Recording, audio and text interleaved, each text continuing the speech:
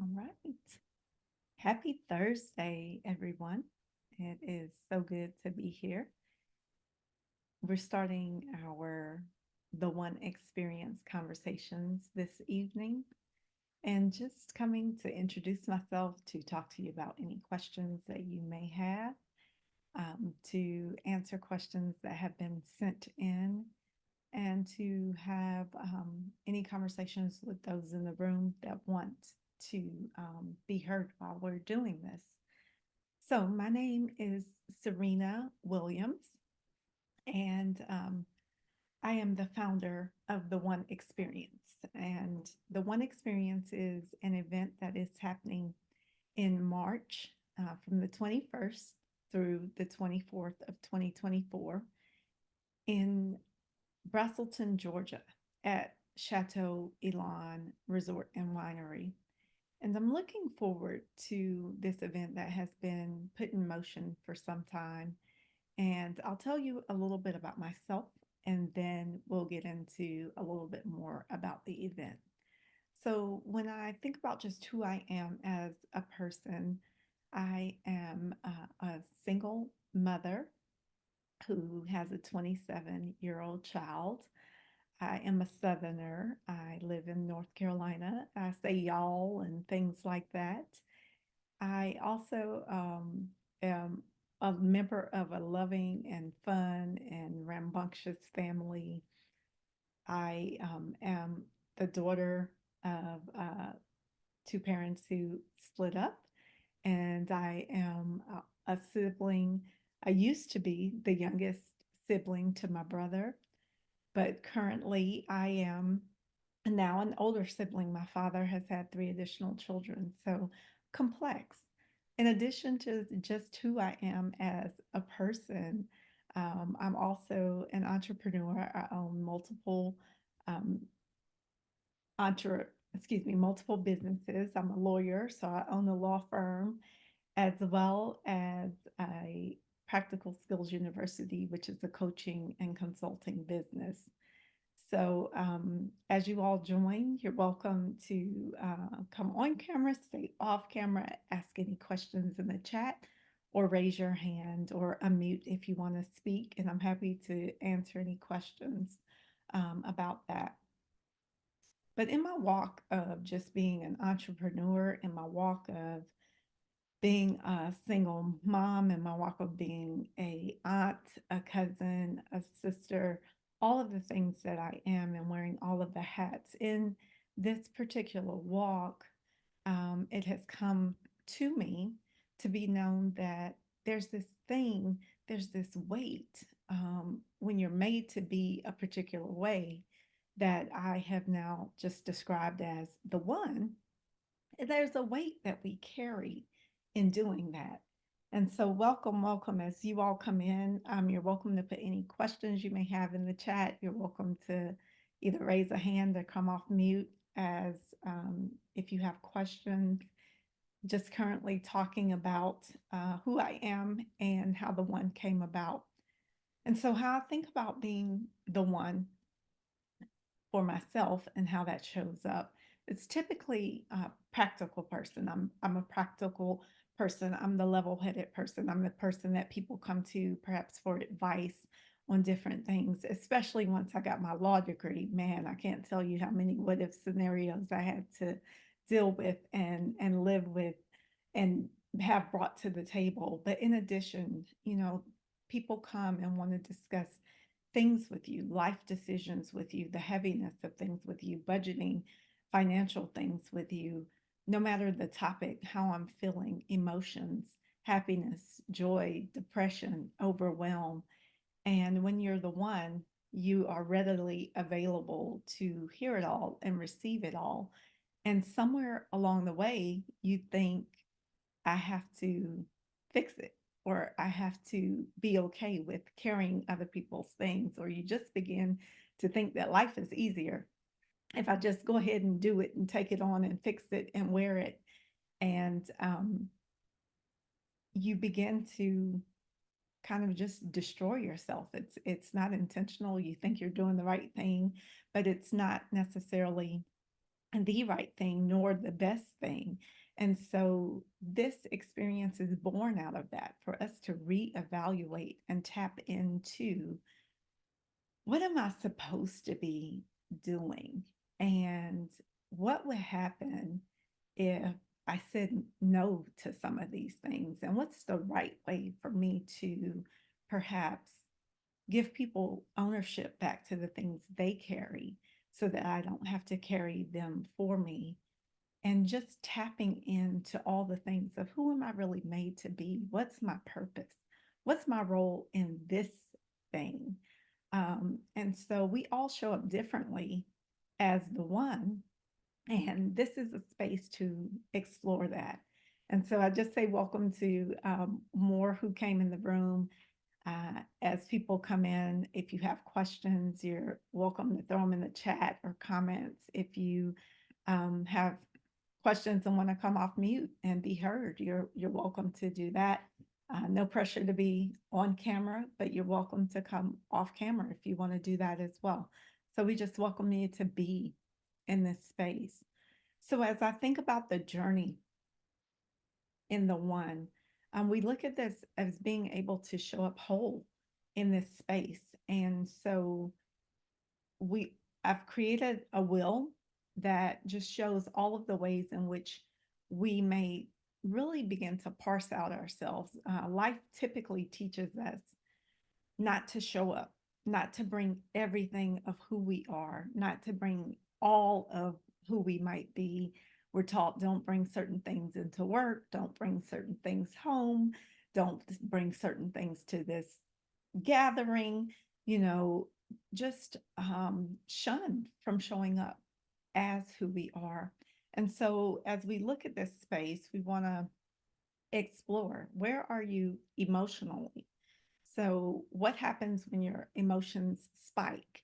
And what happens when you are not calibrated to be able to deal with the emotions that you're feeling? Or perhaps you've taken on everybody else's, and then when this thing comes, it's so overwhelming to you that you feel like crumbling. I know for me, that instance for me is very clear when I was not calibrated, when I was not leveled out, when I was not ready for what was coming for me. And emotionally, I ended up on the floor, on the side of my bed, crying every night to deal with what life was giving to me and thinking I had to carry it all.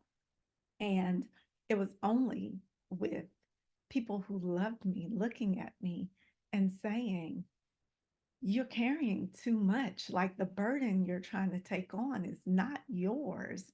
And life will keep going with or without you. So, how do you really want to do life?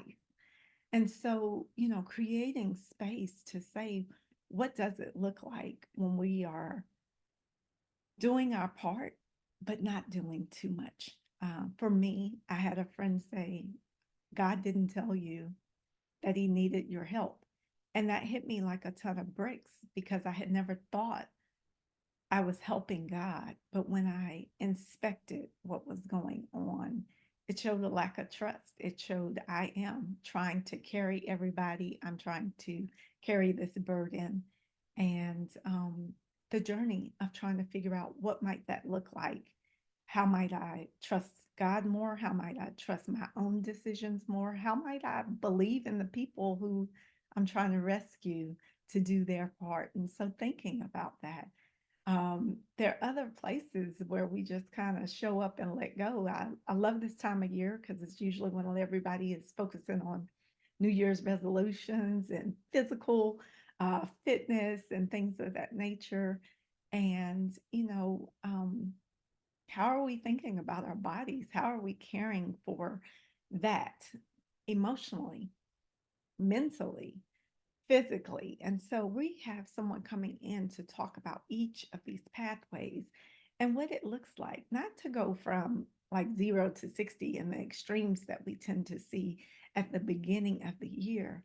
But what does it look like to nurture ourselves ongoing, to catch when we're getting kind of off the road? If you think about it in the sense of your tires when they need alignment and balance and they start to shake a bit.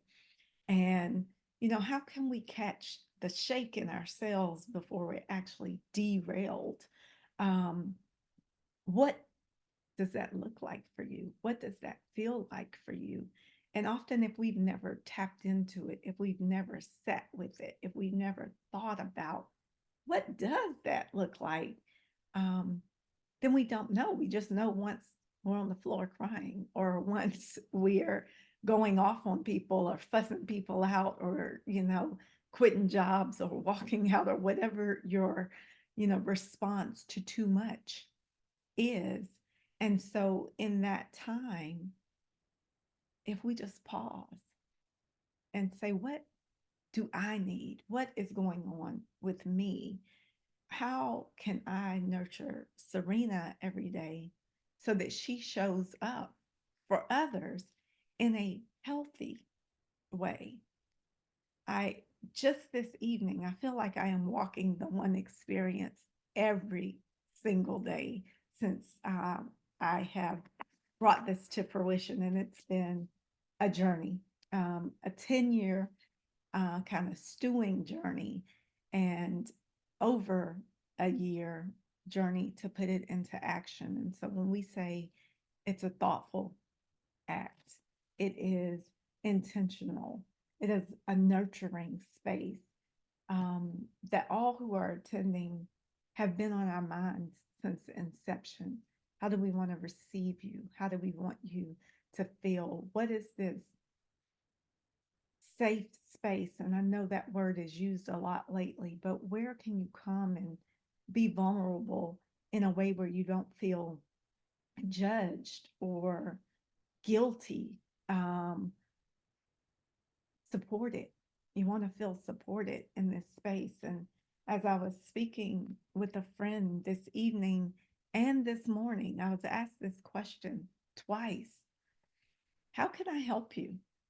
And I asked a friend that in a text, um, their partner went to the hospital today.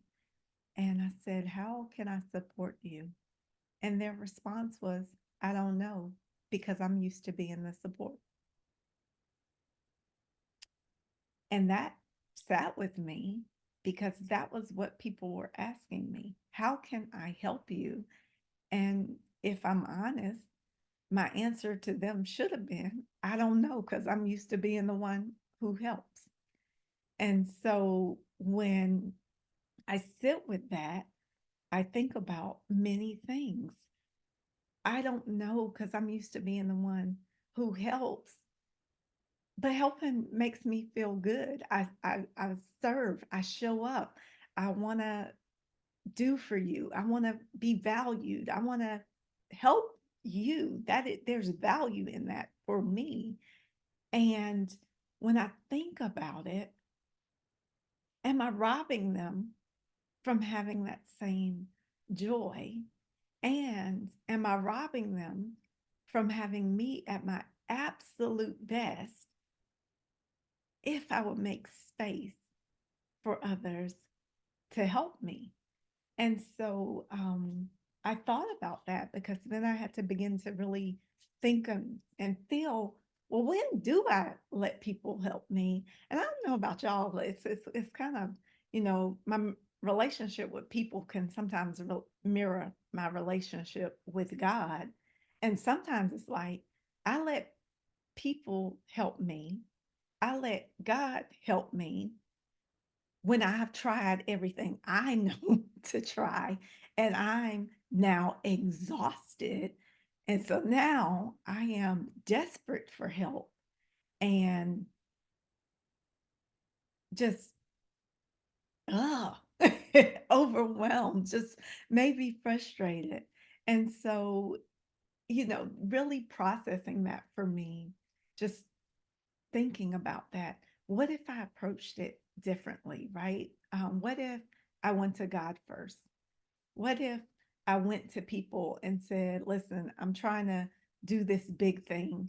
I'm trying to do this event. I've never done an event. I have no clue what I'm doing. But what I think I need is help. Um, and I love that. I love that. Sometimes when we're the ones who help, we don't know what help we need and how to receive help when it's offered or given. And that has been the space I've been living in with my team for probably the last 8 months. And I tell myself every morning, I need to get in the position, in a posture to receive. Because to do something big, which if you're the one, you're always doing something that either you didn't think you were capable of doing or other people didn't think you were capable of doing. And sometimes that's what eggs us on is other people don't think we're capable and we have a point to prove. But when you're doing the big thing that you're purposed for, you have to get in the posture to receive. You have to get your mindset ready to receive. You have to say yes. And I might not know how I need help, but I know I need help.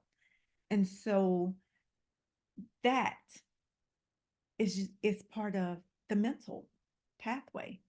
We have to unlearn behaviors and be able to shift so that we can create new, healthier behaviors mentally because our minds make decisions so rapidly that we have to retrain them for what we would normally say, do you need help? Oh, no, thank you. Which often becomes like the natural reflex. It's almost like when somebody says, how you doing? Good. And you say that no matter how you're really feeling, the retraining of the brain. So we want to make space in this event for people to learn to be introspective, to have people there who they can talk to and relate to and go through the activities and the experiences with to test it out, to try it out. I am a adult um, teacher, and adult learning says we need three things. We need a audio, we need a visual, and then we need experiential. And so we've made space for that at the one experience, and then space for decompression, and then space for you to connect either with yourself if you need, like, that's where I regenerate my energy, or time for you to network with others. Maybe you're like me, a small group person. I like one on ones or, just a couple of people. Or maybe you're the person who works the room and you network with all of the people, but thinking about being intentional in that space. So, in addition to emotional, mental, physical, we're also going to address what relational and social pieces look like and how that shows up in our lives. Because oftentimes, if we're on autopilot, I saw that in the chat, get off of autopilot. If we're on autopilot, we haven't really done our annual check, our inventory of the people in our lives. And there's a reason that we have people in our lives for a reason or a season or very few a lifetime. And oftentimes just reevaluating those relationships for, am I being respected and valued in the relationships I'm currently in? Or am I just on status quo because you've been my friend forever? And am I even thinking about the definition of friend? What does it really mean to be a friend? And thinking about where am I headed and can you support me in the way I need on that journey? And support, in different ways. Just can you be an ear? Can you encourage me? Do you think of me? Do you care for me? And so really thinking about what does that look like and feel like when we think about it from a professional level and we think about recalibration, I think work is one of the places where um, it's built in. You get a 90-day review when you start a new job. You get an annual review typically. And even if your company forgets, you don't forget because you want your money, right? You feel like if I've done a great job, I need a pay raise. And the only way y'all give me a raise is if we do an evaluation. But thinking about that, not just in the currency of the money of what you're doing, but what are your gifts and talents? Are you satisfied with the career you're serving in if you're working a traditional job? And if you are in a phase of retirement or not working, are you serving with your gifts and talents to the community and in a way that gives you value, feeds you, makes you want to do this thing and do it with excellence and have the impact that you desire?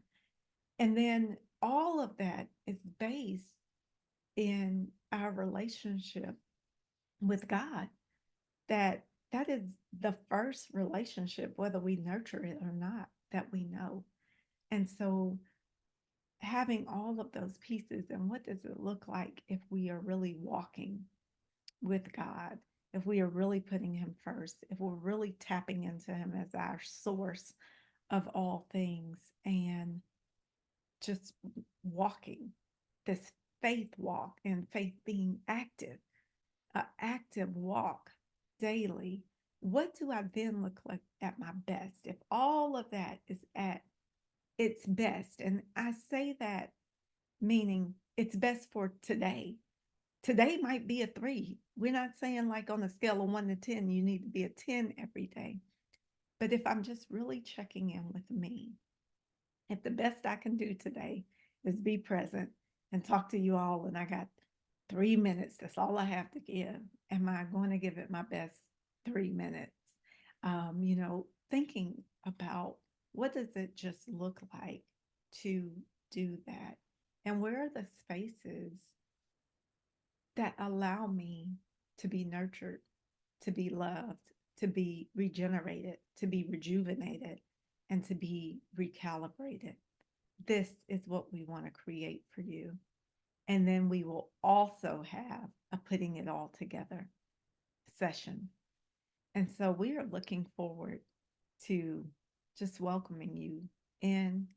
I can't tell you a better place to have it, even in the talks with the um, hotel and resort. Even today, they just asked, how do you want people to feel? And we are concerned about all of you who will be there, concerned that you will get what you need, concerned that it will be just right for you, concerned that you'll have tools to take back with you, that you'll have connections to take back with you, and that you'll know how to implement what you've learned during our time together at the One Experience. So I'm hoping you'll join us, you'll visit our page, you'll tell somebody who you know to be the one. Sometimes we know we're the one, and sometimes it slaps us in the face like a ton of bricks when somebody really identifies us and makes us aware of something that we've been blind to. But we hope to see you in the space March 21st through 24th. If anybody has any questions, I'm happy to take them. I'm happy to hear them. Um, and if not, then I'll be available next Thursday. You can also reach us if you go to the one2024.com. You can email us and we will respond to you. We have some wonderful sponsors. Um, we're still taking sponsors, we're still receiving. We're in a posture to receive our sponsors, and registration is going our highest level. We have about 5 of those remaining, and so we're updating our website all of the time. And we're also engaging just in thoughtful conversations. So if you aren't following the One Experience, please do. And notice that our purple just kind of quotes each day are thoughtful things, things to make you pause, things to have a little bit of intention, things to spark some conversation. So talk with us. Let us know what you're thinking, and also talk with those you love. Perhaps those are your dinner conversation topics that you can bring up and shift from the news or the craziness, and really talk about how you want to experience life at this time in your journey. So thank you all for joining. Any questions?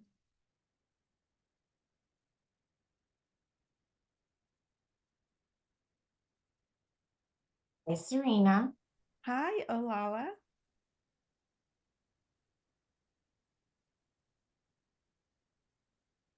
If you're talking, I can't hear you.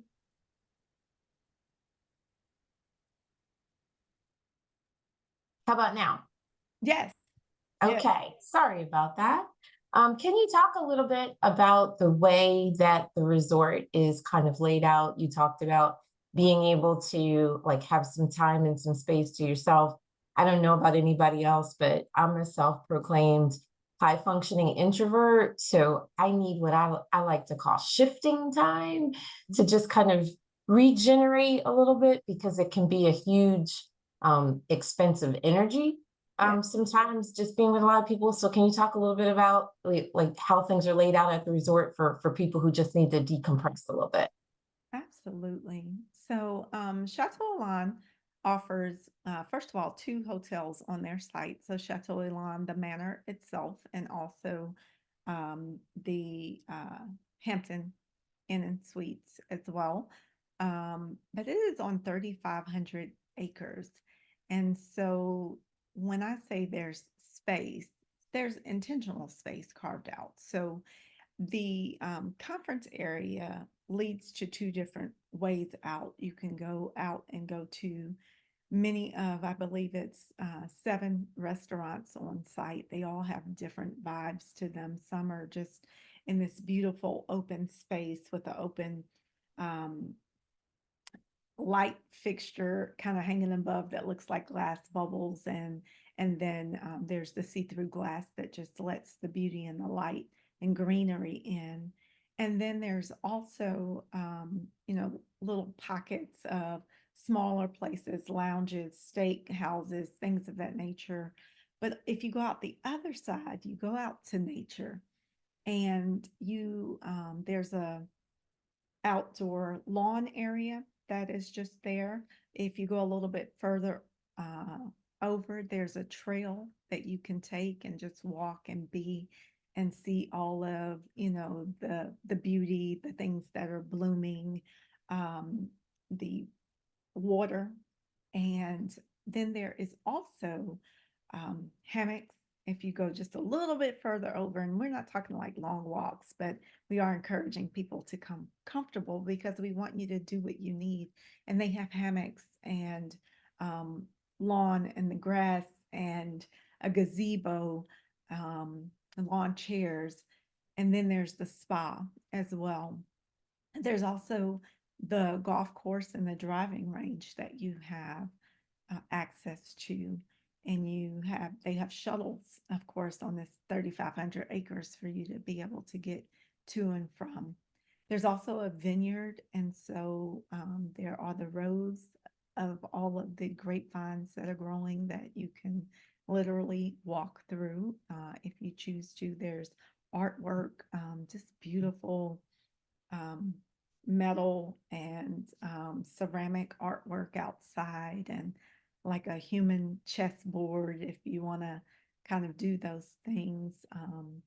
Just all kinds of pockets to be alone or be together as well. And then in the evening, even the vineyard has some bungalows for stargazing and watching. Or, as I said, we're at a winery. If you need a glass of wine to sit, you can do that inside of the restaurant or inside of the winery. and do tastings and things of that nature. There are bikes that are accessible for you to just ride on the trail if you want to do that as well. And so it is so many options for you to explore and be in the way that is rejuvenating and regenerating for you to come back in for next session. And as I was saying, we space them out for you to be able to do that and make it happen and not feel like you're drinking from the fire hose or that you're at um, some conference where it's just way too much to take in. Thanks, Syrena. I really appreciate you going into detail to help me kind of understand how to navigate. What should we do to prepare Yeah. to come? Because it is a multi-day event.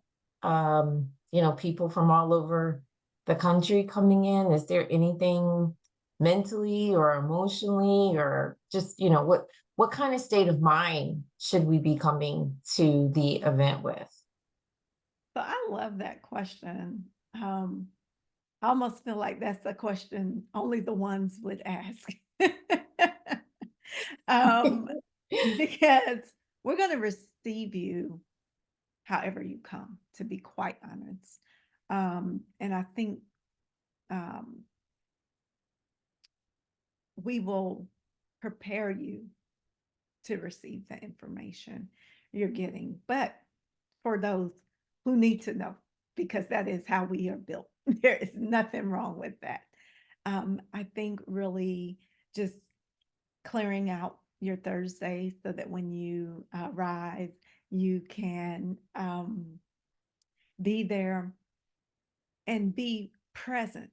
So if you can also let others know, I think sometimes how we prepare is also by letting other people know how what we need while we're gone or away, because often our intentional time is interrupted by other people's needs, especially when we're the one looking at the itinerary that's on the website and letting people know, if there is some kind of emergency, here's when my day is over, or whatever that might look like for you. But also, there's a will on the website, looking at that will and just maybe even thinking about what does that mean for you. For those who register, they will be receiving emails a little bit closer to the event with just a little bit more information coming for registration, and thinking about who you are. If you're the person who needs to be there and check into the room and have your stuff straight and think about what's what, mapping all of that out so that you can be present Thursday night for the kickoff, um, and really taking it all in. Yeah. So I noticed that is both Kira and Alala asking of the preparation. So I hope that is helpful. Definitely helpful. And I think you're right. That is a question that only the one would think to ask. We're always in prepare mode, right? Like we stand in attention to be ready for whatever comes our way, but we want to be prepared. We're spontaneous, but we want to prepare for it. So thank you. That's right. That's right. Did you have a question, Marina? Kiana? No. Okay. Any other questions or thoughts that I can answer for you this evening?